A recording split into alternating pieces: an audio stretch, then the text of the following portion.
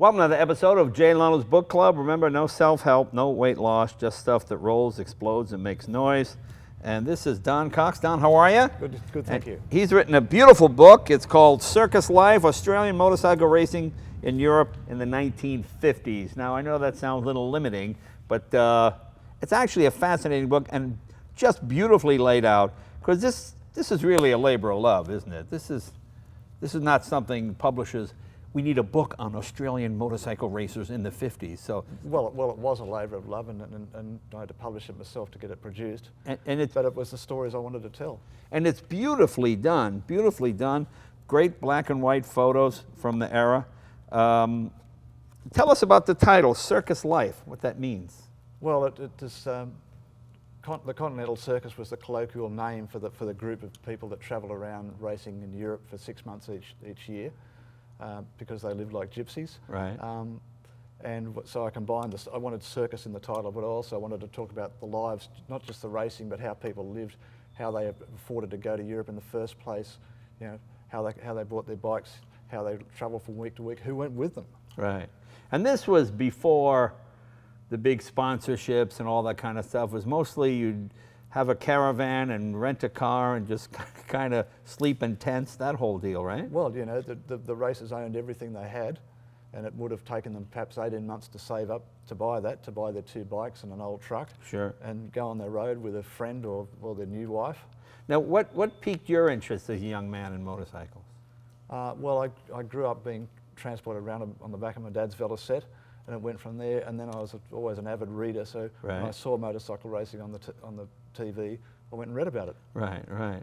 So I've always been a book person. Just some beautiful photographs. Who were some of the more famous Australian motorcycle racers? Well, of that period, Ken Kavanagh and Keith Campbell, and Bob Brown and Tom Phillips were probably and Eric Hinton were probably the most famous 5 in the 50s, and the best characters would have been Jack Ahern and Jack Finlay. Right.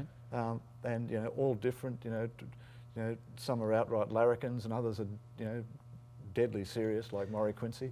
Did they make a good living? Did the famous ones make a good living, or was it just everybody sort of scraping by? Well, the good ones, actually, one of the things I found in the research was that the good ones made a better living than even I thought. Yeah. And somebody like Ken Kavanagh was making an excellent living. He was a works rider. He had a factory contract, but even a good privateer was a good measure was that if you could do your 6 months racing and not have to work the other 6 months of the year, a fairly good measure that you're doing all right. Yeah, it's almost hard to comprehend today, because now it's either feast or famine. You have guys that go literally race to race and sleep in tents, but then there are guys making tens of millions of dollars, and of course that kind of money wasn't around back in the day. No, I mean, the typical sponsorship of a town race might be the local beverage company. Yeah, yeah. And some fuel and oil.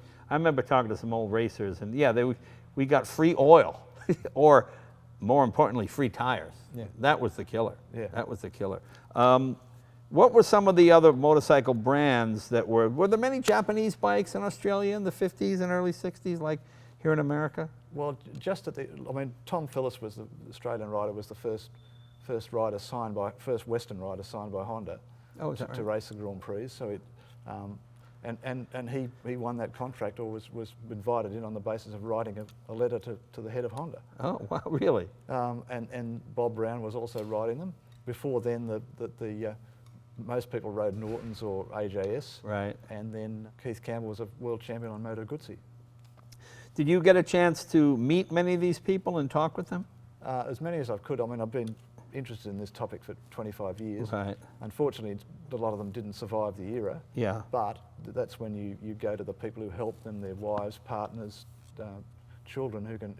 And then I went back to the European circuits, talked to people who saw the races. You know, I tried to somehow tell what it was like to see these races. As you know, if you're a 8-year-old kid in Germany seeing these people come to your town and race. Now, is that where you grew up? No, I grew up in Australia. Oh, you grew up in Australia, okay. But I met through the web, I met people, and I said, well, how come you have these photos? And they said, well, my dad took me to the races when I was 8 years old. Oh, I see. And I know nothing about circuits in Australia. What was the most famous circuit there? Well, still the most famous is Mount Panorama, where there's a 1,000-kilometre race every year. Okay, I've but heard that was a fantastic circuit for bikes, and really sorted the the men from the boys. And this is all road racing, correct? It's Yeah, not, yeah. you know, motocross or It's any all of that. road racing. Did many Australians do the Isle of Man? Well, that's why most of them went. Yeah.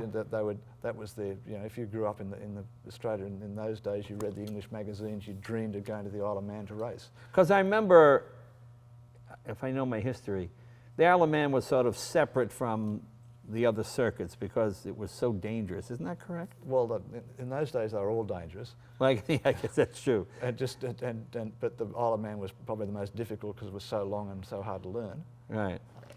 Just wonderful photos. Where did these come from? Were these previously published in magazines? Did people volunteer and give them to you? How did you come about most of the great photos in here? One of the things I'm proud of in the book is that not a lot of them had been published before. They came from private collections. They came from people who just bought a good camera and took it with them.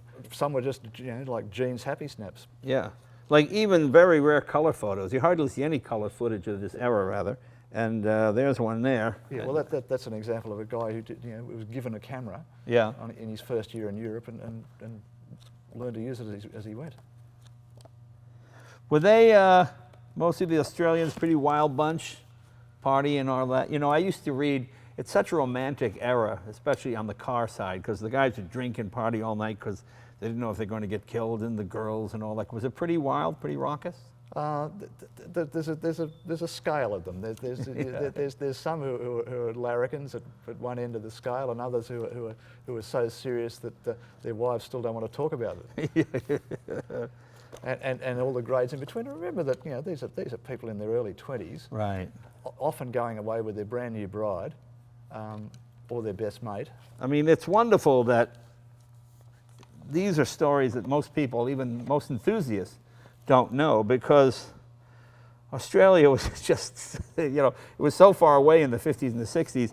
I hadn't heard of many of these riders. You have all the circuits as well. Take a look. If you enjoy vintage motorcycle racing, this is just a great book. What motorcycle is most prevalent for most of the Australian races of this period? Was it Norton? Was it Triumph? Was it Matchless? Well, it was mainly Norton because yeah. You know, they were ready-made racing bikes yeah. that you could buy. You could race it for a year, rebuild it, take it home, sell it to another young up-and-coming Australian, and come back again. Right, right. And you know, really remarkable bikes for what they were. I mean, yeah. You know, you do 2 races in a day and clean the oil off and head off to the next race and do it all again the following week. And it's amazing when you look through the book and you see how thin these motorcycle tires are. Because I remember back in the period, they seemed so much bigger than the standard bike tires. But now they look like bicycle tires compared to what you have on bikes now.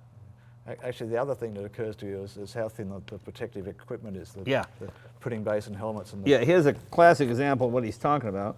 There's a pudding basin helmet, is that what you call it? Yeah. Yeah. I mean, it's really just a leather hat, isn't it? Yeah. And paper-thin leathers. Yeah, just nothing. I mean, these guys were brave beyond belief. I mean, you drive one of these bikes today. I would love to see some of our modern motorcycle racers on these bikes to see how they would fare. Because these were truly frightening to go at those speeds. Oh my God. Yeah. And in those days, circuit knowledge and your line through corners counted so much. Yeah, and this is probably typical of what you would sort of live in that, wouldn't you? Yeah, you'd live in an ex-US Army van or something, and yeah. You're living out it for 6 months of a year. Your only respite from that is going to the Isle of Man, and you stay in a right. a B&B and you're able to have a bath. But you know, as you go through the book, it's also a pretty romantic period, isn't it? Oh, fantastic. Yeah, I mean, it's just a different era in that even as a little kid, when I go to some races, you could walk right up to the rider. You know, everything now is, you got to have your ticket and you can't get past this point, but you could just move freely about, and there were, you know, like the Isle of Man, there were races that were done on city streets, basically. I mean, it's just wonderful. Big drum brakes. Yeah, you'd walk up to any rider and get an autograph. Who are these two guys? Well, they're the Hinton brothers. I mean, both larrikins, but also excellent motorcycle racers. Yeah. Their father had been a racer. I mean, he was in Europe in 1949-50, and they were there 6 or 7 years later. Yeah, oh, that's great. My hero when I was a kid was always Mike Hailwood. That was always the guy. And mine too. Yeah, he was, you know. Yeah. When he came back in '78 with the Ducati. Yeah. I mean, was it '78? Yeah. Yeah, yeah. And he did a couple of lead-up races for that in Australia. Yeah, and I remember people saying at the time, oh, he was so great, and he's coming back 10 years later on an old twin Ducati. Oh, he's going to embarrass himself. And then, of course, he won the whole race. And, yeah, and then he won again the following year. Yeah. Well, the book is called Circus Life, and as you can see, it's a beautiful book. Where can people get this? Well, I've put, there's a few at Auto Books. Auto Books in Magnolia. Or to our website at www.circuslifebook.com. Yeah.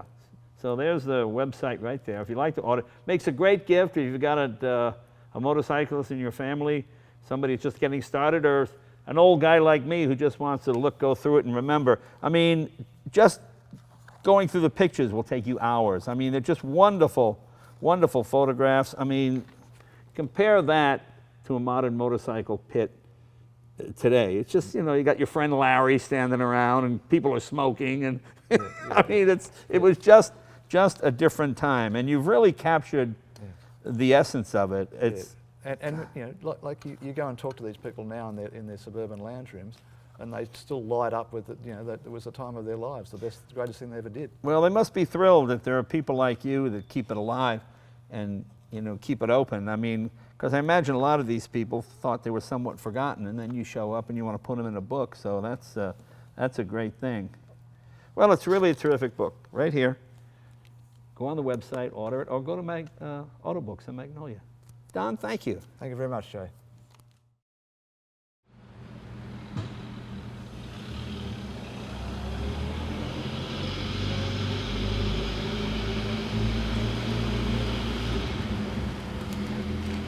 Mm-hmm.